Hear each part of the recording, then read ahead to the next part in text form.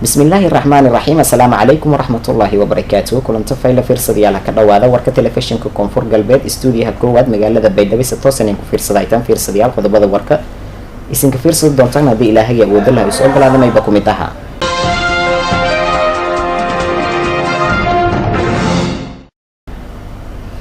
doorashadii gudoomiyaha golaha shacabka jamhuuriyadda federaalk Soomaaliya oo geeko ku darartay magaalada Muqdisho oo isku guuleysay Maxamed Mursal Sheekh Cabdiraxmaan oo helay 147 cod.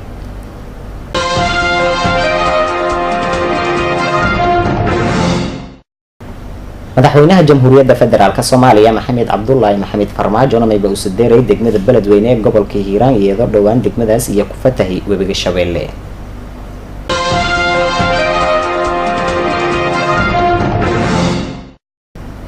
shirlan ku hadalay arrimo beeroon mayba geekasa toos aan ku furmay magaalada Baydhabo ee xarunta gobolka Baay.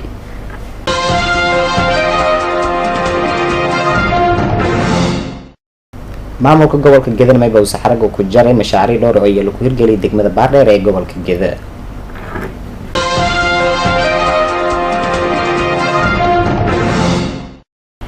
odayaal dhaqanka koonfur galbeedna mayba iyo baaqan direna lamada beelood ee walaalo oo deegaanada koonfur galbeed oo beryaalkii la dhaafi dagaalo ku dhaxeeyay.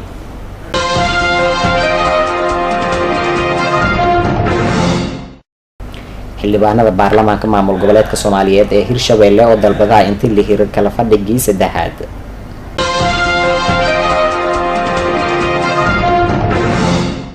qodobada binaanka warka telefishinka koonfur galbeed isinka fiirso doontaan mayba ku mid ah kumanaan qof oo ku qaaxday qolaata ku cusboonaatay dalka Myanmar.